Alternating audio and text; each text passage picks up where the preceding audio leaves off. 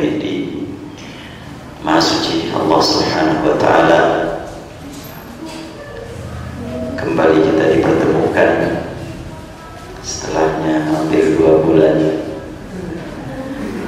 kita stop sementara karena melaksanakan tugas yang lain. Dan alhamdulillah perjalanan haji tahun ini saya merasa ini adalah paling lancar dan paling indah. Iya, dari beberapa hal dirasakan keistimewaan perjalanan haji tahun ini. Antara lain adalah secara fisik, perjalanan dari Bandung ke Bekasi, sampai di Bekasi, di Bekasi kita tunggu hanya beberapa jam saja untuk proses pembekalan dari mulai paspor, atribut dan lain sebagainya. Tidak sempat sampai harus tidur dulu, ya, cuma sekali makan. Kemudian dari embarkasi dibawa ke bandara, dikira kita akan nunggu di bandara, ternyata dari embarkasi langsung naik pesawat. Jadi tidak antri dulu di bandara, tidak ada pemeriksaan lagi. Ini manajemen haji tahun ini sudah jauh lebih maju. Kita langsung ke lapangan, langsung dibawa ke pesawat. Perjalanan dari Halim ke Jeddah 9 jam lebih. Di Jeddah juga tidak lama nunggu, sebab jam 2 landing. Kita jam 7 pagi sudah berada di hotel di Makkah. Padahal biasanya sampai 6 jam lah nunggu di Jeddah. Kemarin ya lancar, sudah di Jeddahnya cuma sebentar langsung menuju Makkah. Dan di Makkah kita mendapatkan hotel yang paling mewah untuk tinggal di Indonesia, paling mewah dan paling dekat. Saya coba jalan kaki dari halaman Masjid Haram ke hotel itu 15 menit. Dan di hotel tersebut ada masjid yang sangat besar, itu yang paling saya nikmati. Karena di masjid saya manfaatkan setiap subuh untuk ceramah buat semua jemaah yang sholat di masjid tersebut.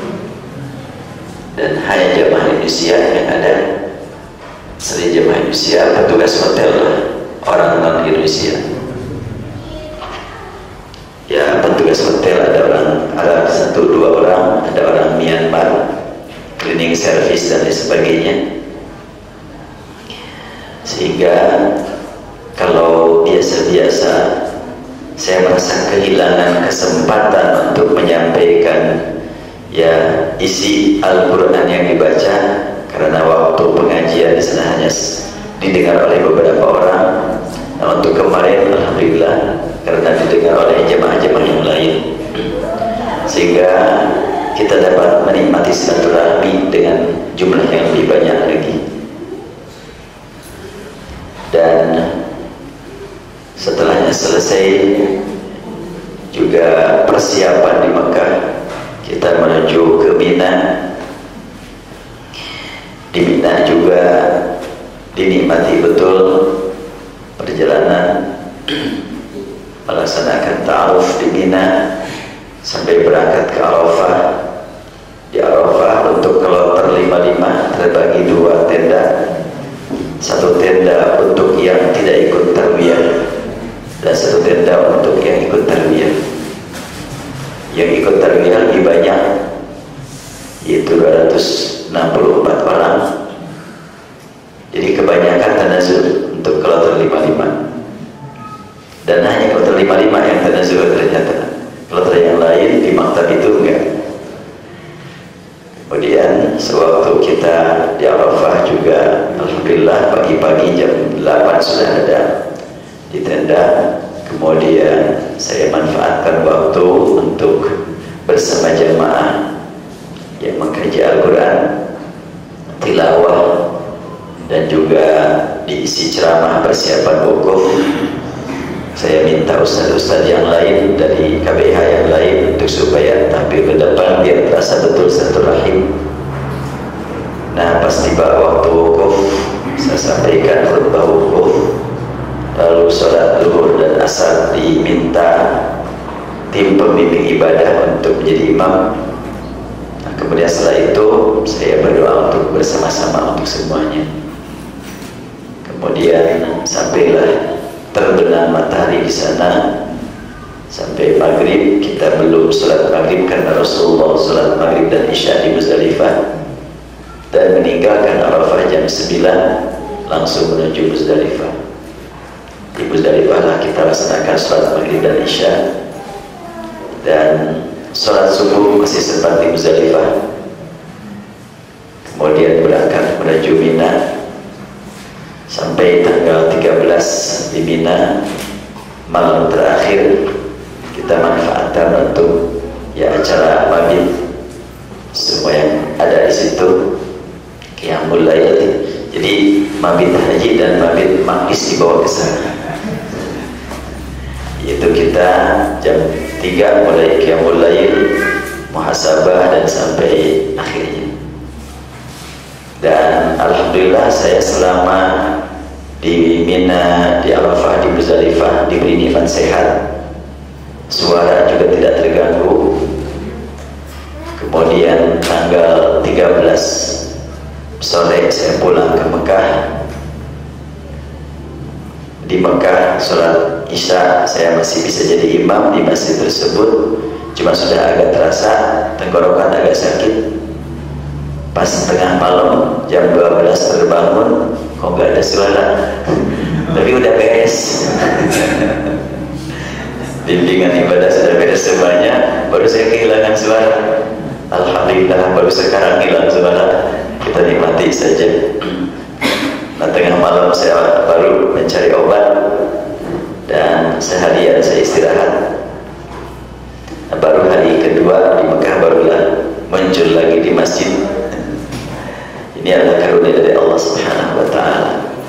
Dan di Madinah pun mendapatkan tempat yang cukup dekat. Ketika sudah jamaah sudah dapat kamar masing-masing, pagi-pagi saya bawa menuju Masjid Nabawi.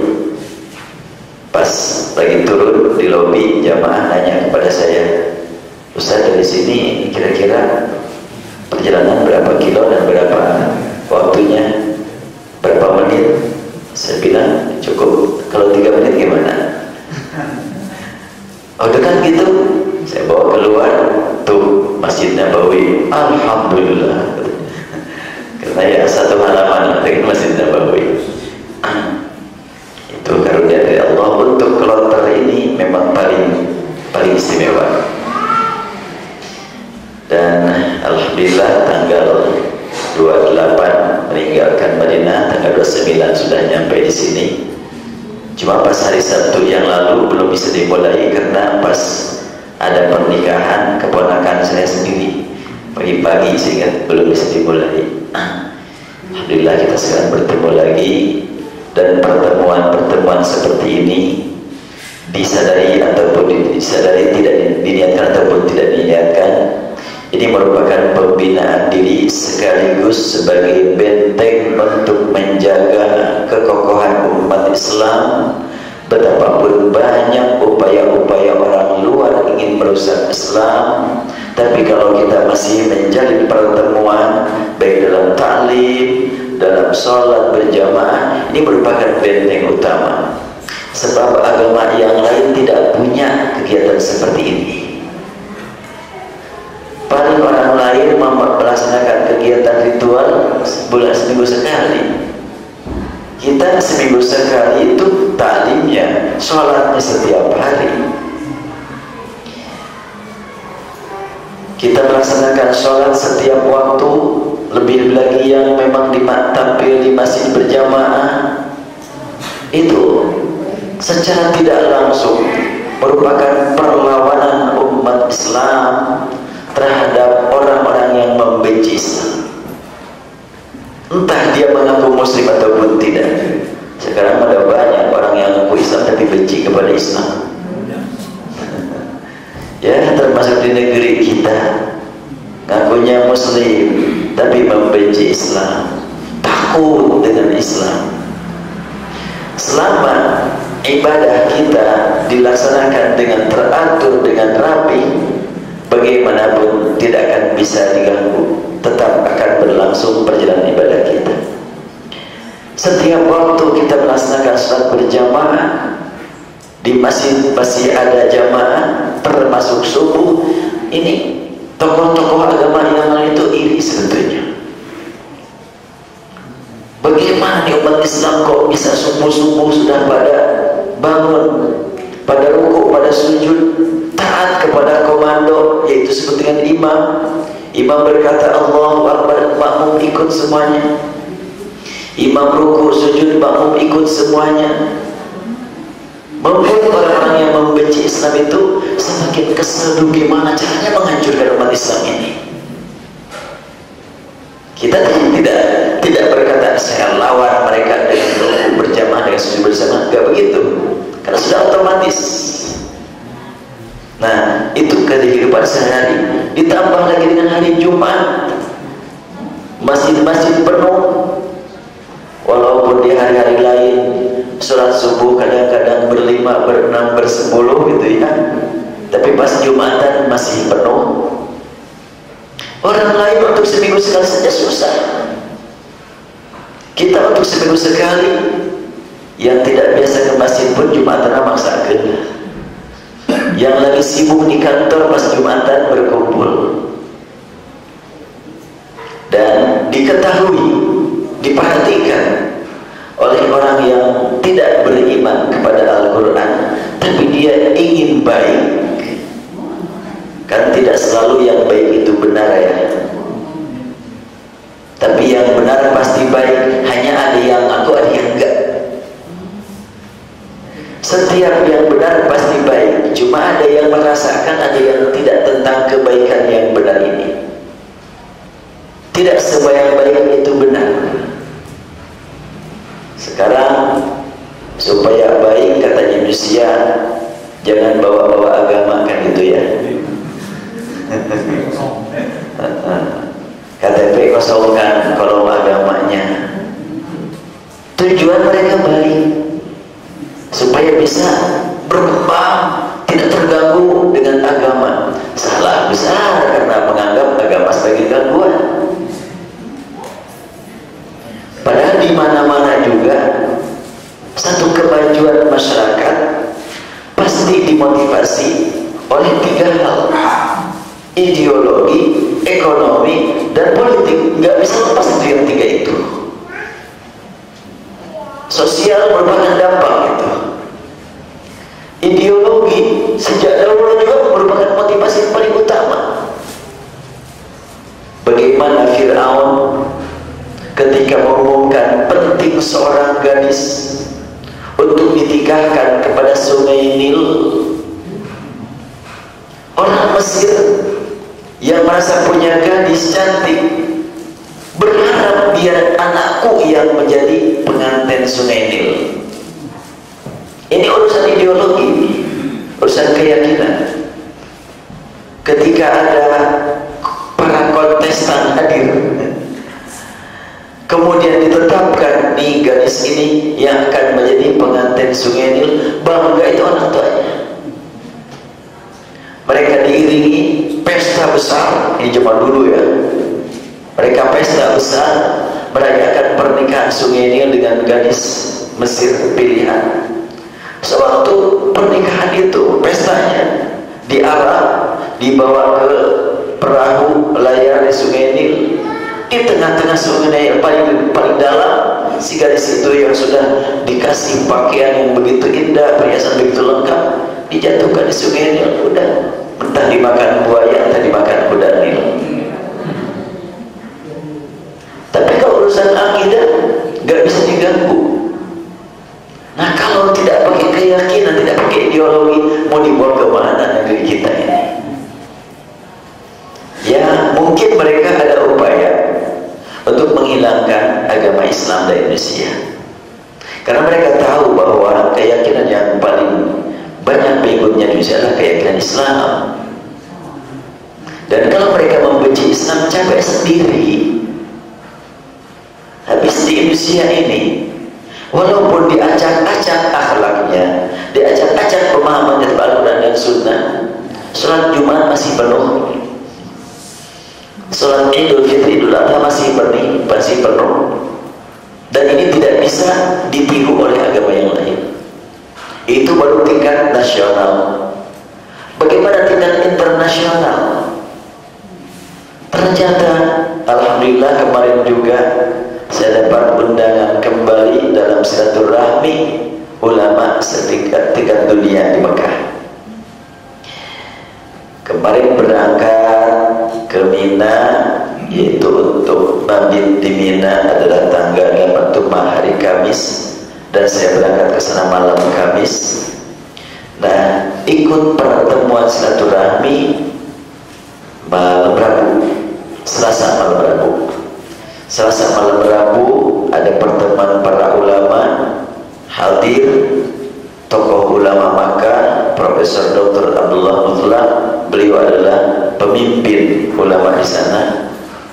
Hadir juga ulama dari Eropa, dari Amerika, dari Afrika, dari Gaza, Turki, Libanon, kemudian Palestina, ya Gaza tayangnya, Mesir, Sudan, Libya, itu yang bicara. Dan dari Asia Tenggara sempat juga mendapatkan kesempatan bicara, itu orang Riau Bandung. Saya bilang, udahlah saya mah jangan, kamu harus, katanya, harus ngomong. Ya deh, kalau gitu langsung saya dikasih mic, udah saya bicara, menerangkan tentang sekilas tentang Indonesia, perjalanan dakwah di Indonesia, kemajuan dan tantangannya. Itu berlangsung pertemuan sejak ba'da Isya sampai jam 11 malam. Yang hadir lebih dari 100 orang. Tidak semuanya ada diberi waktu untuk bicara. Cuma karena Indonesia adalah negara muslim terbesar di dunia, walaupun umpamanya yang datang adalah orangnya yang paling kecil, tapi dikasih waktu untuk ngomong. Dan itu adalah merupakan silaturahim yang tidak dicapai oleh orang lain. Kemudian pada waktu kita melaksanakan ibadah di Mina, di Arafah, di Muzdalifah, pertemuan umat mencapai jutaan yang datang dari berbagai penjuru dunia dengan tampilan pakaian yang sama, mengarah kiblat semuanya merasa rendah diri di hadapan Zat yang Maha Tinggi, rendah hati di hadapan sesama mukminin mukminat. Ini enggak bisa dicapai oleh agama yang lain. Makanya seorang pendeta di Rusia berkata di gereja, Rusia ini sebentar lagi akan dikuasai umat Islam. Habis umat kita cuma 18 juta, ternyata umat Islam sekarang ini sudah 23 juta. Bagaimana enggak maju umat Islam, kata dia. Mereka senantiasa bisa berbaris, sautnya rapi setiap waktu. Kemudian pemimpinnya atau komandonya memberikan isyarat, semuanya taat. Ini berarti kita melaksanakan sholat setiap waktu itu adalah perlawanan. Sangat indah kalau sekiranya semakin disemarakkan perjalanan hidup berjamaah dalam sholat dengan dijiwai. Penjiwaan itu yang sangat penting buat kita. Ya, insya Allah untuk saat ini sebelum pembahasan penjiwaan tentang sholat, nampaknya ada baiknya juga kita bahas sedikit terkait dengan masalah yang sudah dilalui pada waktu melangsungkan saum Arafah di Indonesia. Saum Arafah hari Sabtu ya, hari Sabtu saum Arafah, dan wukuf di Arafat hari Jumat. Ini perlu disebutkan dengan jelas, saum Arafah, wukuf di Arafat. Kita lihat hadis. Ini kelihatan hadis. Ikrimah berkata, dakhaltu ala Abi Hurairah fi baiti. Aku masuk ke rumah Abu Hurairah untuk menemui dia. Fasa'altuhu an shaumi Arafah. Maka aku bertanya kepada Abu Hurairah tentang saum Arafah. Maka Abu Hurairah berkata, naha Rasulullah sallallahu alaihi wasallam an shaumi Arafah bi Arafat. Rasulullah sebenarnya melarang saum Arafah buat orang yang berada di Arafat. Mari kita perhatikan hadis ini supaya menjadi solusi buat sekian banyak masyarakat Indonesia yang mempertanyakan, benar enggak kemarin saum Arafah pada hari Sabtu, padahal wukuf di Arafat pada hari Jumat? Pertanyaannya, saum Arafah apa saum Arafat? Ya, emang apa bedanya Arafah dengan Arafat? Nah, ini nampaknya yang belum dibahas di Indonesia ini, kecuali di Riau Bandung ini. Jadi ada perbedaan antara Arafah yang ada kaitan dengan masalah saum dengan Arafat yang ada kaitan dengan masalah wukuf. Bedanya apa? Arafah itu nama yang ada kaitan dengan peristiwa yang dialami Ibrahim dulu. Beliau bermimpi menyembelih putranya. Sejauh mana hakikat mimpi ini? Maka pada tanggal 9 Dzulhijjah di Mekah diketahui mimpi itu adalah merupakan benar-benar dilaksanakan. Ketahuan atau tahu bahasa Arabnya Arafah. Rasulullah SAW atas bimbingan wahyu melaksanakan ibadat haji yang ada wukufnya. Wukuf berlangsung di satu tempat namanya Arafat. Kita lihat jelas nih hadis Rasulullah SAW. Tulisannya berbeda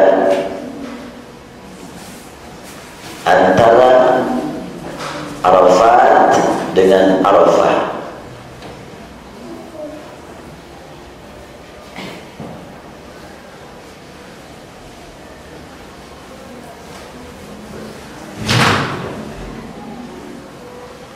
Ya, nah ini beda tulisannya ya.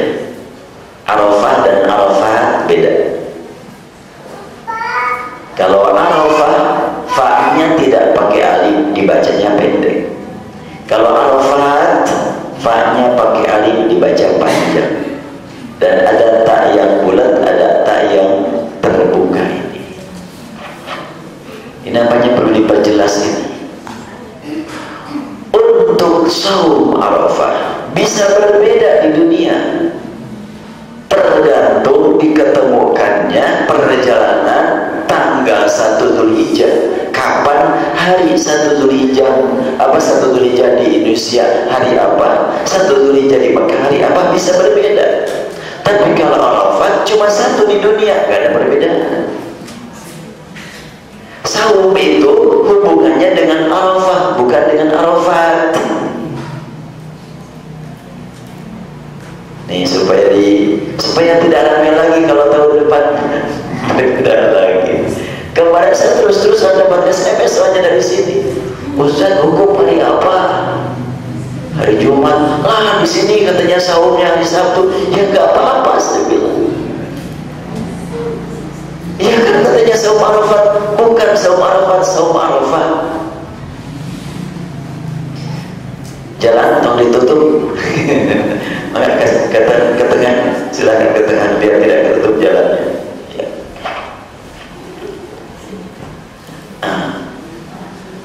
Ini nampaknya, makanya perlu kembali menggali teks Al-Quran, teks hadis secara asli biar tidak jadi masalah.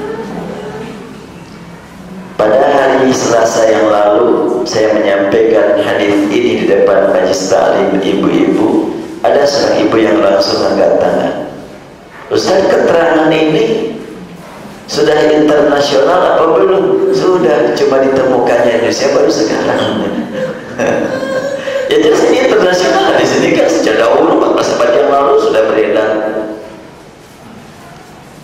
Makanya untuk memahami Quran, memahami hadis bagi Indonesia sangat diperlukan pemahaman bahasa Indonesia, sehingga orang Arab betapa dalamnya memahami Quran, memahami hadis tetap tidak cukup untuk dakwah di Indonesia tanpa bantuan pemahaman orang Indonesia.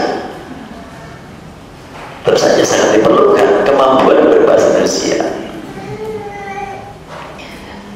Kemudian masalah yang kedua, mungkin di antara jamaah haji yang baru pulang ada yang menyampaikan rasa kebanggaan. Wah, alhamdulillah saya dapat haji akbar. Betul ya? Karena wukufnya hari Jumat. Jadi dua hal yang mungkin perlu disosialisasikan perbaikannya nih, koreksi. Tentang saum Arafah dan tentang haji akbar. Dan ini merupakan kenikmatan yang diraih oleh umat Islam yang tidak dicapai oleh orang lain. Persaudaraan Islam ini tidak dimiliki oleh yang lain. Ukhuwah Islamiyah ini sangat luar biasa.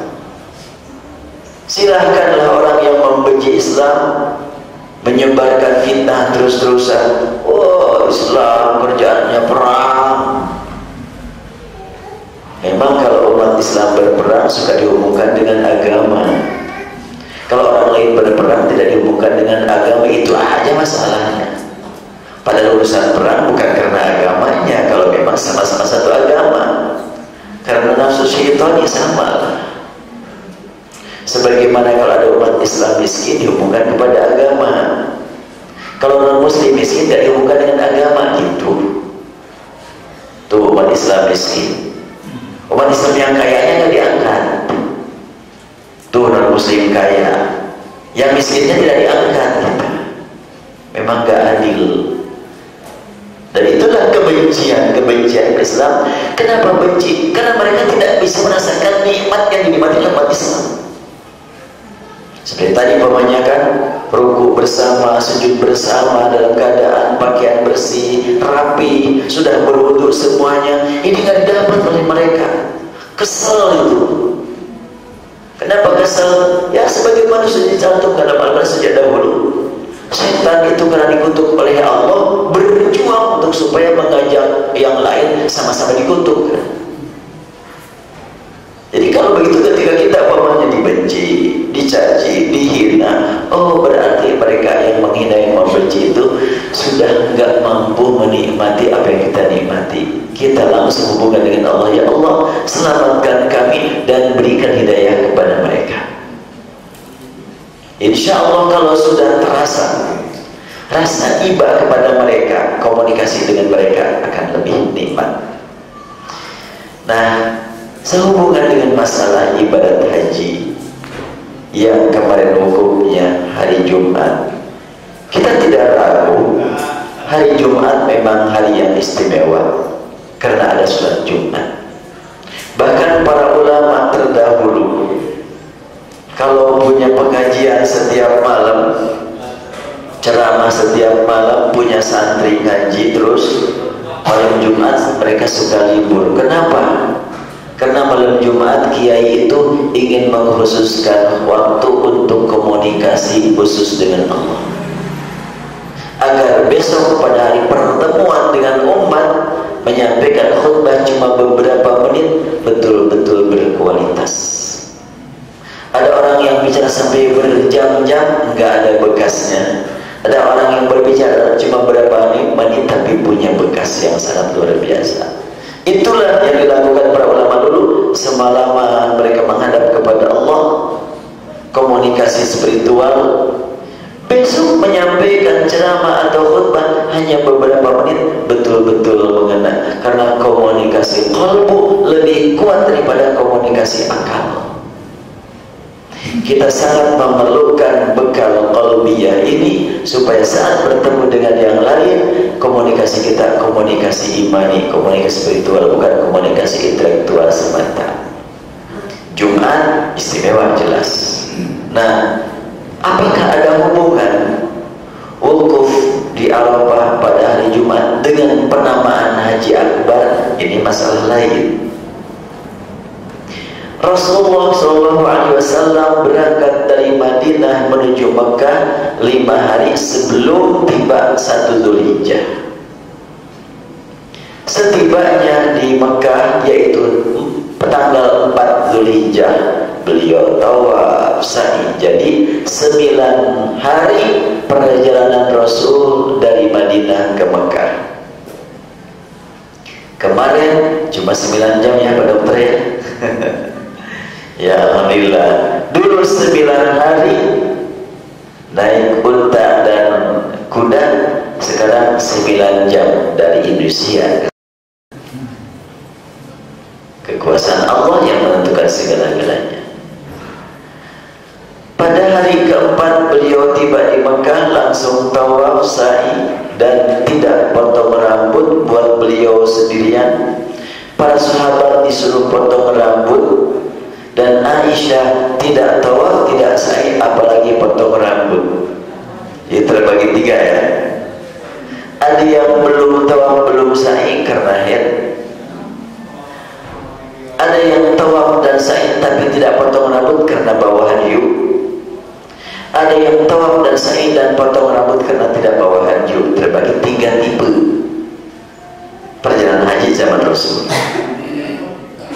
Nah, Rasulullah sampai tanggal 8 masih dalam keadaan ihram, dilanjutkan untuk haji. Para jamaah yang lain sampai tanggal 8 mereka dalam keadaan pakaian biasa, dan tanggal 8 pakai ihram untuk haji. Aisyah belum tawaf, belum sa'i, jelas masih ihram. Rasulullah berangkat menuju Mina tanggal 8. Kemudian tanggal 9 ke Arafah, itu pas hari Jumat. Dan tanggal 10 berada di Mina, setelahnya melewati Muzdalifah. Di Mina beliau melakukan pelemparan jumroh, langsung potong hadyu 100 ekor unta. 65 beliau sendiri yang memotongnya, 35 diserahkan kepada salah sahabatnya. Dan setelahnya potong hadyu beliau potong rambut. Al-Quran menyebutkan wala tahliqu ru'usakum hatta yablughal hadyu mahillah. Janganlah kamu potong rambut sebelum tiba waktunya potong hadyu. Kemudian beliau berangkat menuju Makkah, tawaf, sa'i, balik lagi ke Mina, sholat duhur di Mina. Masyarakat para sahabat berbeda-beda praktik hajinya. Ada yang sudah ini belum ini, sudah ini belum ini. Nanya ke Rasul, ya Rasulullah, aku sudah melempar tapi belum potong hadyu. Udah laksanakan aja sekarang, apa-apa. Saya udah tua tapi belum melempar jumroh. Iya, sekarang saja, nggak apa-apa. Semuanya ketika bertanya, aku sudah ini belum ini, Rasul bersabda, if'al wala haraj. Setelahnya semuanya berkumpul menyampaikan isi hatinya, Rasul bertanya, ayu yaumin hadza, hari apakah ini? Sahabat menjawab, yaumun nahr. Sekarang hari pemotongan hadyu, hari motong kurban, itu 10 Dzulhijjah, hari Sabtu. Setelahnya sahabat menyampaikan ini adalah hari motong hadyu, hari motong kurban, hari kurban, hari lebaran, hari Idul Adha. Rasul menegaskan, hadza yaumul hajjil akbar, ini adalah hari haji akbar. Jadi Rasul mengatakan haji akbar itu di Mina hari Sabtu, bukan di Arafah hari Jumat. Jadi kalau begitu haji akbar itu apa? Perjalanan menuju Baitullah, ada tawaf, ada sa'i, yang ada potong hadyunya, yaitu haji yang disebut dengan ada wukufnya, ada mabitnya, ada lempar jumrohnya, itu haji akbar. Jadi kalau begitu setiap tahun juga haji akbar.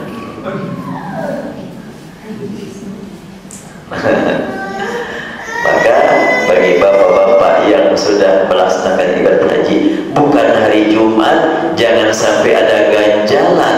Ya, aku mau bukan haji akbar, semuanya haji yang ada wukufnya adalah haji akbar. Yang tidak akbar, yang tidak ada hadyunya, yaitu tawaf, sa'i, potong rambut, yang akan berlangsung insyaallah oleh Maqdis nanti tanggal 25 Desember.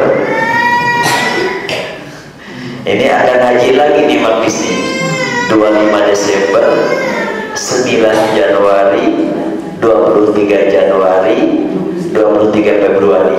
Ini Maqdis akan melaksanakan ibadah haji lagi nih. Tapi itu haji asghar, haji kecil. Rencananya sih saya tidak akan berangkat Desember, mau Januari saja. Tapi ternyata para jamaah yang akan berangkat Desember itu ikut ke Maqdis, bukan melihat Maqdisnya, melihat sayanya. Aduh, gimana juga nih. Ya, insya Allah rencananya paling nanti ya Desember berangkat lagi untuk program yang 13 hari. Dan yang bulan Desember ini sudah tertutup, tidak menerima tambahan lagi. Tapi kalau Januari masih terbuka, masih menerima tambahan jamaah. Ini dua hal yang memang perlu diluruskan pemahaman tentang saum Arafah dan tentang haji akbar. Baik, mungkin untuk pertemuan perdana tahun 1436 ini saya cukupkan dulu materinya. Mungkin ada yang mau